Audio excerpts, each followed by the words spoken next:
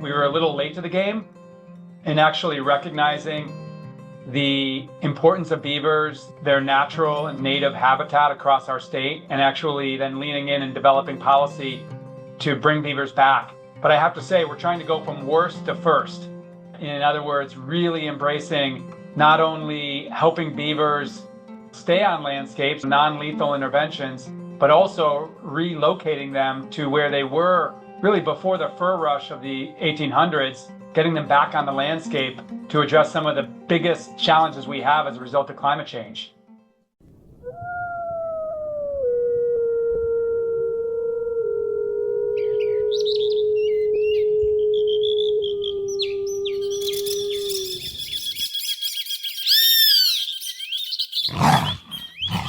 You're listening to the Rewilding Earth podcast.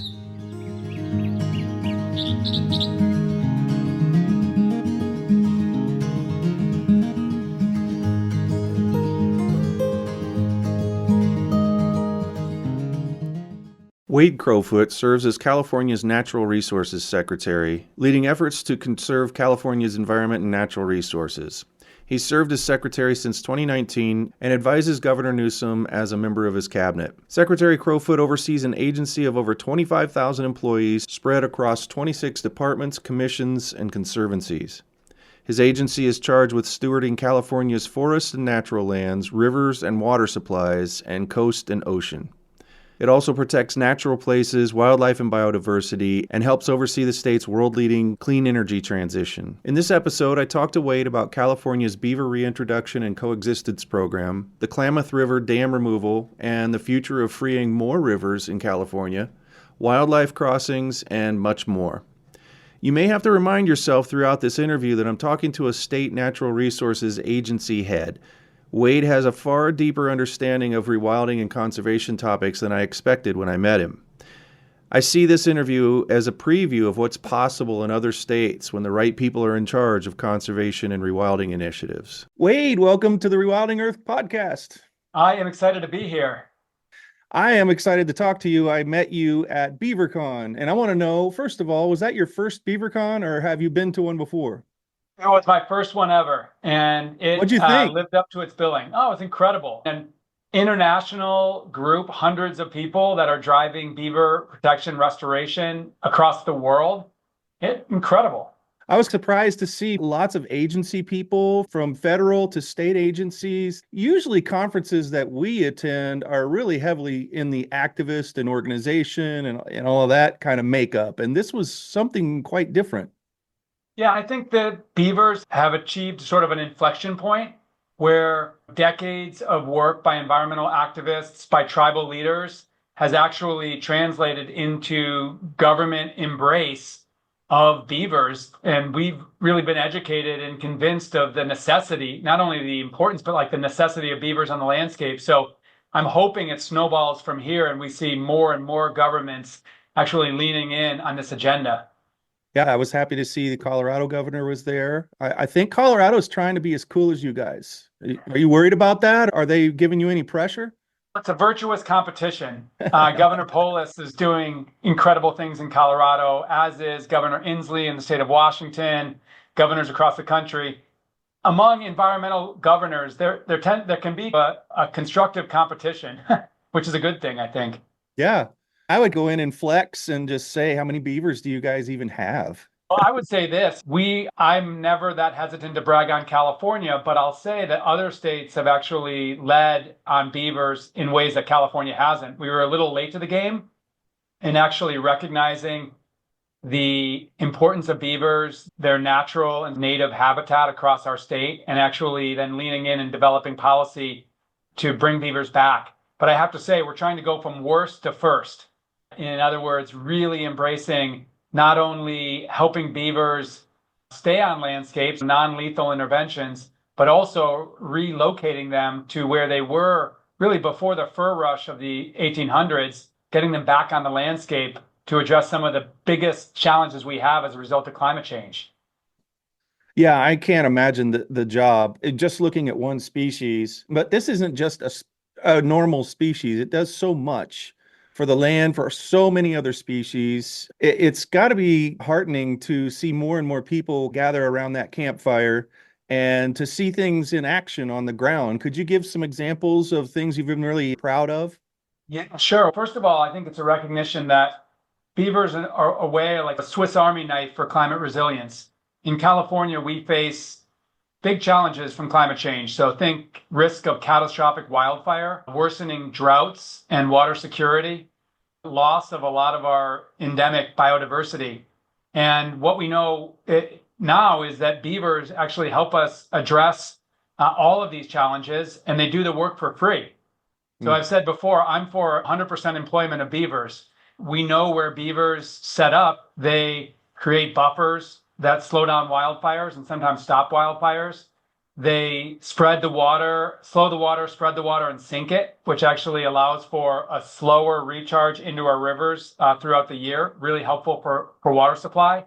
And we know this is a keystone species that benefits fish and wildlife across the state. So now that we had this kind of aha moment a few years back, I'm proud we invested all told about $4 million in standing up a beaver program, attracting some real experts across the country to come lead our efforts, revise our beaver management policies, again, to reduce this knee-jerk movement to kill beavers where they're nuisance and actually try to coexist with them. And then importantly, to identify areas to bring beaver back. And I think maybe, Jack, that's what I'm really most excited about was actually being at two of these reintroductions when tribal leaders actually led this effort along with our Department of Fish and Wildlife and Chuck Bonham, the leader there, who's done great work to actually get beavers back onto these landscapes. The first one was about a year and a half ago up in the northern Sierra Nevada, the homelands of the Mountain Maidu people. And it was a big, huge meadow that used to be a green meadow most of the year, way long time ago. But without beaver had created these incised channels running through this meadow and really wasn't living as the meadow had historically. So 7 beaver were reintroduced. Five of the 7 survived, and now a year and a half on, they have the next generation of beavers that's recolonized up and down that river and that huge meadow system. So that's great. And when we were down a little bit more recently with the Tule River tribe, which is one of the tribes that has been for years, more than a decade, calling for reintroduction of beaver. This tribe has petroglyphs on their reservation, date back hundreds of years, with beaver on them, showing us that actually beaver are native to these lands. So we got up there and we did a reintroduction there as well. That's been a bit more of a learning experience because we had predation from bears and wolves on the first round of beavers we reintroduced. But now we've had our third set of beaver reintroduced in partnership with that tribe on that reservation, and they've gained a foothold and are doing what they do. So it's exciting. And most exciting, though, is like actually being out there and opening up the crate and getting those beavers swimming in the water. Yeah. I can't believe that I live in eastern Indiana and I'm in town.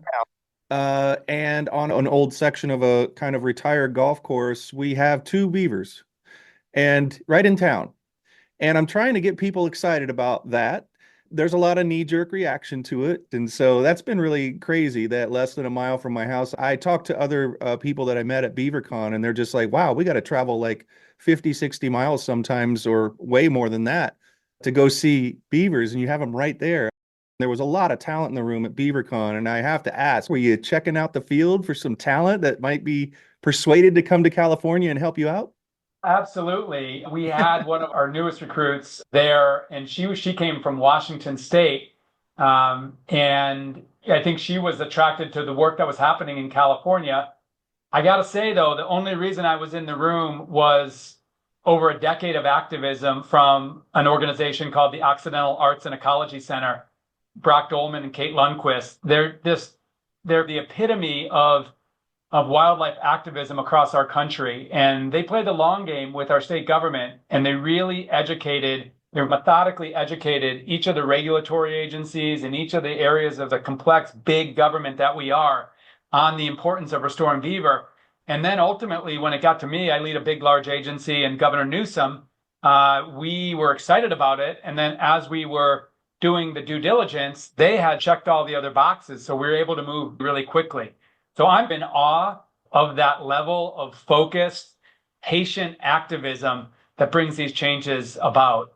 There are so many unsung heroes out there. I don't know how, if anybody's out there mentioning the names that you just did and giving them props for really what happened. There are a lot of people out there that play that long game, and it's amazing their dedication and all of the heartache they have to go through until that point they were trying to reach actually arrives. And I think they're heroes. It's incredible. Another great example of that is the largest river restoration project in American history that just completed on the Klamath River. We were so glad to be one part of what removed 4 outdated dams along the Klamath and essentially brought back over 400 miles of salmon habitat. At one time, the Klamath was the 3rd most productive salmon river on the West Coast after the Columbia and the Sacramento, and it's been absolutely decimated. And it was tribes that live along that river in that watershed, the Yurok and the Karuk primarily, that for 20 years led a campaign to take out those dams and restore the river. And for so long, agencies like mine told them it was not possible. But they stayed at it and stayed at it. And theirs is a remarkable story. Mm-hmm. And then ultimately, 3 governors in California and their equivalents in Oregon, because the river is shared between 2 states, the tribes partnered with our governor to convince Warren Buffett and his team, of all people, who own the company that owned the dams, to actually remove the dams. And it's a remarkable story. And then, believe it or not, literally days after that last dam gets taken out, there's the first indication of salmon return. And then within weeks, people can actually go up there and watch salmon spawning in these tributaries that salmon haven't been in a century. And to me, it says 2 things.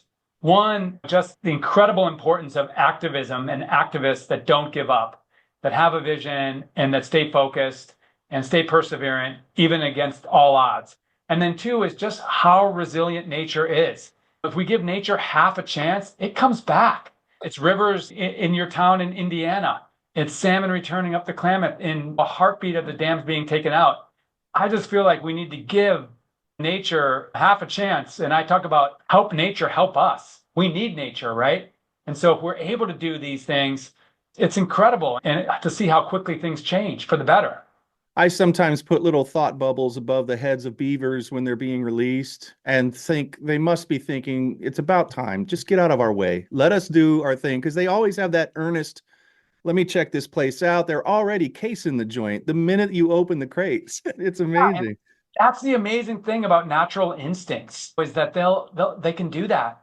And of course, the benefit of keystone species. You reintroduce beaver, and beavers help so many other animals, and essentially the health of the ecosystem, as I said, in California. There are other examples of that we're excited about in California. Obviously, the salmon are really big on that. Salmon are really important for our headwaters. And historically, they were a source of really important fertilizer for the health of the landscapes and the trees. And it's tribes that have actually taught us just about the holistic benefits of salmon. So trying to get salmon and steelhead back where they've been extirpated or lost in California. We're also really, frankly, excited to see wolves recolonize most of California. We've got a wolf pack now in our southern Sierra, which is several hundred miles south of the northern border. And it's pretty incredible to watch wolves go from the northern Rockies over into Oregon and down into California. It's not without its challenges. We're doing work with ranchers that are really concerned about the expansion of wolves. But what we're seeing is when you bring back these keystone species, remarkable things happen. This so-called trophic cascade of nature. All these beneficial things happen. And it's really important. It's important for the natural resources that we depend on, including water. So we're just trying to encourage more of it. I want to remind everyone listening that you're listening to a high-level state secretary. You're not listening to somebody who's the head of a scrappy little organization like you typically do on this podcast. And to point out that he knows what a trophic cascade is, and it's just worth mentioning because it's so rare, but it really is exciting to talk to somebody like you who is so excited about the things that we are, because it's not typical at all. I'm learning every day, and that's the best part of this job. I lead a huge agency, 26,000 people in this agency, and a lot of the job is responding to things, whether it's a wildfire or flooding emergencies or political issues, human resources. But I'm most excited to actually move the ball forward on, we talk about it, it's a bit of a bumper sticker, but helping people and nature thrive together. At the end of the day, I'm convinced that the better we do actually restoring our natural areas and our natural systems, even where we live, the better off we're going to be in the future. We're seeing it in California. So this whole notion of environmental protection versus economic growth, or people versus man versus nature, I just think it's a tired, outdated, false narrative. And what we're seeing is when we restore the health of these natural systems, good things happen. People are excited to see these animals back on the landscape. Our water systems are more secure. Our wildfires are more controllable. It's frankly just exciting to see. Jack, I'll say too, the other thing that we're really seeing is this reckoning of, in our case, almost 200 years of history as a state, where we have cut off ourselves from tribal knowledge and tribal leadership. We've dispossessed Native American tribes from lands. We've outlawed certain ecological practices. We're now working to get back on the landscape, things like prescribed fire. And so the other thing, beyond just the restoring natural systems, getting these animals back on the landscape, thing that just gives me so much energy and hope are these partnerships with tribes. In the last 5 years, we've gone from none of our state parks having co-management agreements between the state park system and our tribes to co-manage those lands, to 55% of our state park lands, almost 800,000 acres of lands, now being under co-management between tribes and our state park system. And that's really important because these tribes are driving their rewilding. They're driving actually bringing back animals and creating these holistic ecosystems. And like I said, this movement to restore beaver in California is a tribally led movement, just one of so many examples of where following tribal leadership, learning from tribes, it's not only the right thing to do, it's actually the smart thing to do to take care of our environment. I don't ever start a conversation about species in terms of the services they provide us. I think that first and foremost, they deserve to be, and they just deserve to be. But there's a heck of an interesting story developing as you reintroduce beaver and you start talking about prescribed burns. They're a lot safer when there's beavers in the area. And it's almost got to be like a tightrope kind of feeling. I don't even imagine that you're very much able at the moment to have any prescribed burns just because it's so dangerous and there's no backstop. There's no safety net. And beavers provide that safety net. I wonder have you made any headway using that argument? Absolutely, we have. And it's tribal experts that are telling us that prescribed fire and beaver go hand in hand. Because you're right, when you wet up an area and you make it more moist as a result of beaver dams and the spreading of water, it is very helpful for getting prescribed fire done in the area because it's that natural buffer that's going to slow, in sometimes cases, stop the fire. And what tribal leaders tell us is it's not one of these things in isolation. It's a lot of practices together. So we are making big progress actually on prescribed fire. And our tribes talk about cultural fire as a little different than prescribed fire. You're not just managing to reduce densities in our forests. Again, to bring fire back onto the landscape, which is a natural part of our ecology, but to avoid these situations where these huge hot fires burn through 1 million acres in one fell swoop and essentially destroy the habitat in the area. But tribes also are doing these cultural fires that are set on the landscape to also cultivate certain plants and this type of thing. It's amazing when you get right down to it, it's really caught on. And I think it's also, you mentioned the changing of the leadership at the federal level. I think things like prescribed fire actually is catching on in blue counties and red counties, a lot like our wildlife connectivity is too. We are working on a bunch of different wildlife crossings over highways in California.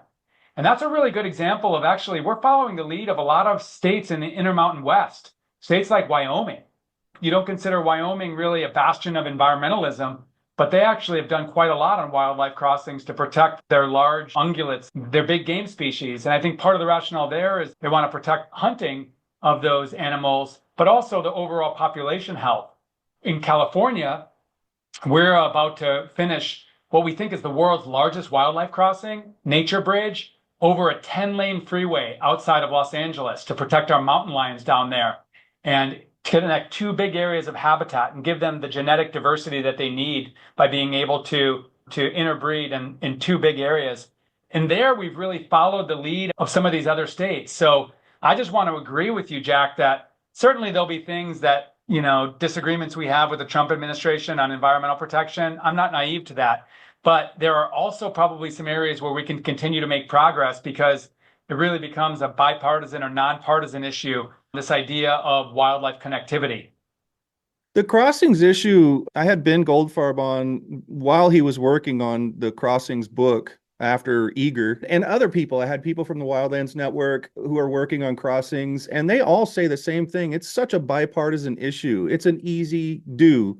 If you can't get anything else done, you should be able to, in any state, like you said, Wyoming, you should be able to get that done.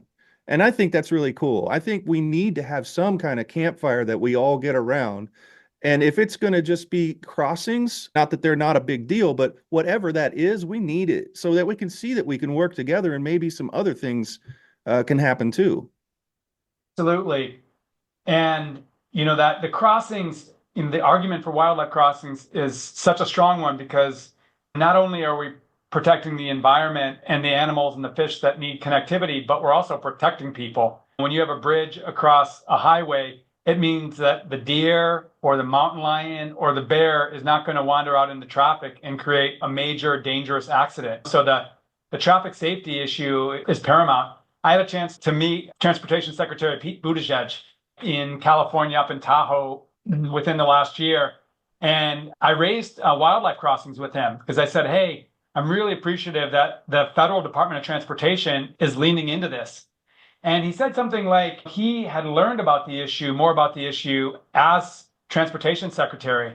And what he realized is just how broadly popular an issue it was. And he expressed some surprise about that. But ultimately, I think he's with us, that it is one of these bridging issues, to use in that metaphor, between people with other political differences. And to your point around the metaphor of the campfire, yeah, let's find things that we can get done together. I think if you think about it, in the American West, most of us love being outdoors. We may recreate differently. Some people hike and some people camp, some people hunt, some people fish. But we all want a healthy outdoors. And that relies on actually the ecosystems are our life systems. So to me, it's like you can make the case for environmental restoration in so many different ways, ultimately that appeal to people across the political spectrum. I'm convinced of that. Yeah. Behind you is a little sign. I think there's a 30 and there's a by. Yep, there's another 30. 30 by 30 California. So this is another thing that I can't talk to too many people in too many states who are versed in this. And I'll back up for just a second. The fact that you could walk up to Pete Buttigieg and talk to him about crossings and tell him something about them is also probably something he wasn't expecting when he got to Idaho or something. And that's really cool. That really means a lot. It's getting to the top. But the 30 by 30 thing is another thing that came and went. It was really a big deal when Biden announced it. It was a really big deal for us because that's our language reaching all the way to the top. And we didn't know what he meant, what he thought he meant by 30. And we still don't know exactly how that's going to pan out. Somebody's going to want to be the first one to wave the victory flag, and we're going to go, that's, I can guarantee we're going to say that's not all the protection that's needed or whatever. But what does it mean to you in California and the governor when you guys talk about 30 by 30? Yeah, great question. This is another movement that was started by people outside of government. This idea of protecting 30% of the planet by 2030. And this is a global movement. There are countries around the world that are committed to this. I remember seeing E.O. Wilson, the incredible legendary conservationist who came to UC Berkeley when I first got this job, and he talked about half Earth. He's got a book called Half Earth, 50% of protection of the planet. 30 by 30, when we found out about it, our governor, Gavin Newsom, got really excited about it. And we talked, actually, we were fishing up at Independence Lake up in the Sierra with him and his family when we broached this idea with him. And he loved it. And so it was only a few months later that we issued an executive order actually setting a target to conserve 30%, protect 30% of our lands and coastal waters by 2030. That was fall of 2020. And it was a few months later that President Biden actually embraced 30 by 30 in America the Beautiful nationally. And then it was less than a year and a half later that through the United Nations, believe it or not, every nation in the world came on this treaty for biodiversity where 30 by 30 is part of what they signed on the dotted line for. And I'm with you. We have to make sure it's a real thing. And so in California, our goal has been to be a model of what 30 by 30 can be. So we spent 18 months actually going around the state and identifying what our initiative should be. And I'll tell you what it is. We've set a really high bar for what it means to be protected lands and coastal waters. Those are lands and waters durably protected, principally for ecological or environmental benefit. For the wonks out there, this is protected areas 1 and 2 on a database that our U.S. Geological Survey keeps. So think wilderness areas, national and state parks, lands with conservation easements on there. And when we do the math, we were at about high 23%, almost 24% of protected land. So when we set this out in 2020, we basically are holding ourselves accountable for expanding protections onto almost 5 million, 6 million acres of land. It's a big moonshot of a goal. But we think it's really important because so often nature protection doesn't have a really distilled numeric goal that's easy to galvanize around because nature is complex, right? So in California, we set this goal. We created a roadmap to get this done. It's called Pathways to 30 by 30. There are 10 specific pathways, everything from enhanced conservation on federal lands. Half of our lands are federal in California, to get more conservation easements done on private lands, to spend state dollars on acquiring lands for conservation. And believe it or not, over the last couple of years, we've protected more than 1.5 million additional acres. So we are on track to get to 30 by 30. It's not a glide path. And it's one of the reasons why we're still advocating for new national monuments in the waning days of the Biden administration, because we need to continue to keep our pedal to the metal on this. And we believe that 30 by 30 can be a success in California. And then we're spending time going around the world actually sharing what it means to get this done. We were just at a UN summit in Colombia with all of those countries that signed up for 30 by 30, sharing what we're doing in California. And of course, learning, because there's plenty to learn from other people. But I tell you, what I have behind me, which is this 30 by 30 California, I leave this big sign behind me whenever I'm doing virtual meetings. I was just on a call with the federal government, the White House, earlier today, and they saw the 30 by 30 sign behind me. We're just glad to be part of the movement. It's amazing. It's really amazing to hear all of this. But I can't help but be greedy. If we have this 6 million acres, you're looking at pieces on the map that are some of them disjointed, unconnected. Did you ever get into conversations about, did somebody come up as a biologist and say mountain lands used to like to go between, and the genetic diversity was traded back and forth between these two places that are now cut off? Were connectivity issues like that discussed? Yeah, they absolutely were. And we helped to form like an adjunct to our state effort called the California Biodiversity Network. And it's essentially a network of scientists and institutions, everything from our University of California system to our California Academy of Sciences and the LA Natural History Museum. So essentially all of these to go out and to answer questions exactly like the one that you're asking. So one of the big questions we've asked are, look, not all acres are created equal. So 30 by 30 is a means to the end. We're not trying to simply get 6 million acres as cheap and as fast as possible. We want it to actually have biodiversity benefit. So one of the questions they're helping us answer is, what are the ecosystems that are in greatest peril? And where should we focus? We're supporting this movement. So there are land trusts and resource conservation districts across the state that are doing conservation. We're trying to be the wind in their sails. But then at the same time, what do we need to prioritize within state government of the areas that are most under threat? And then we have to figure out, where are the climate refugia? Where are the habitats that are really necessary as temperatures increase, for example, and plant and animal species have to migrate? So Joshua trees are a great example of that are imperiled by climate change and development in Southern California. So thinking about that, and then, okay, then where are the points of connectivity? And we're really excited to be part of essentially a public-private partnership to prioritize the most important areas of habitat connectivity. And remarkably, we have our transportation agency as part of the executive committee of that initiative. So we really want to institutionalize the hard bake. When you're improving a highway system or you're putting in a new highway system, you have to bake in connectivity. Too often, historically in our country, connectivity, if it's thought about at all, it's an afterthought, right? Which is much more expensive, isn't it, than if it's baked into the plan? Way more expensive. And there's ways to construct and rehabilitate transportation that just make sense for connectivity that aren't that expensive. You build a culvert in a certain way that's not going to degrade over time to enable fish passage underneath your highway, right? If you've got a $20 million project for transportation, you put a portion of that to an overcrossing where it makes sense. So it's not rocket science. And again, I think we're making progress on it. But I'll be the first one to say that we're on borrowed time.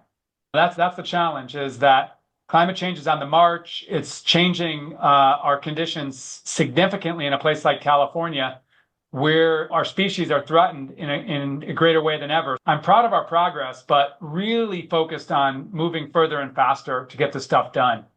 When I think about that, what gives me hope is what you said at the top of this, which was if we just get out of the way and let nature go. You were remarking on how just incredibly impressive and fast it can work. So it's really, it's not like nature is holding us up. It's just us just not getting out of the way and moving forward faster. I can imagine, because you're still in an agency, it's still government, and you can say and know all kinds of things that should and could be done, but you still have to just face the glacier sometimes and just wonder, is it going to be enough? Is it going to be fast enough? What keeps you getting out of bed every day in light of that? I'll say that we are trying to drive a paradigm shift. We talk a lot about nature-based solutions. The fact is, and most of our challenges have solutions that are nature-based, that have multiple benefits. And the challenge, as you point out, is these are huge agencies that have been driving gray infrastructure and sort of traditional approaches for decades. For example, on flood infrastructure, the traditional thing that we do in our state is we build higher and higher levees around our rivers, essentially walls that keep in our rivers. But the reality is that for thousands of years, our rivers spread out in these big wet months onto their floodplain, and that reduced flooding downstream and recharged our groundwater basins and provided habitat for salmon and other fish. In talking to our flood protection agencies, we're saying floodplains are a really important nature-based solution. So you create these weirs or notches in the levees, and then where it's safe, you allow the river to overtop the levee and spread out into the floodplain. And what's pretty amazing is it works. And you can find agricultural producers, a lot of our rice growers up in the Sacramento Valley, for example, that it really works in a synergistic way. But the challenge is working with some of our agencies, including the Army Corps of Engineers, that for over a century has literally manuals around the things that they need to do from a civil engineering perspective. And so even with the Army Corps, which I give a lot of credit to for working to they've got an effort called Engineering with Nature. There's the concept that they're trying to drive, but it is moving this battleship and changing the culture of these organizations. I'm convinced that this is the future, that if we're going to actually continue to thrive as people, being selfish, we have to let more of nature do its thing. As long as I'm in this job and really doing whatever I'm doing, I'm going to be driving that forward, that notion that we can work with nature and that keeping nature healthy is an investment in protecting ourselves. Are you the guy that all the other agency heads roll their eyes when you come in the room? Oh, here he comes. Here he comes. He's probably got some cockamamie idea. No, probably, but I'm pretty pragmatic too. There's There's only so much you can accomplish with every step. And I always want to make sure, for example, on our transportation infrastructure, I work with our transportation secretary, and he has a different mandate. He has to make sure that people can move around California. So I'm a big believer in not just standing on the soapbox and advocating for one point of view, but really finding this common ground. Because if we're going to make something work, it's got to work for the transportation agency. It's got to work for our flood protection agency or those that are developing clean energy. So it's not like the panacea, but we do have to find, I'm convinced that we can help do all the things that we want to do, build out our clean energy infrastructure, put in our more water infrastructure where needed, rehabilitate our transportation system. In other words, maintain our human engineering, but do it in a way that's more integrated with nature.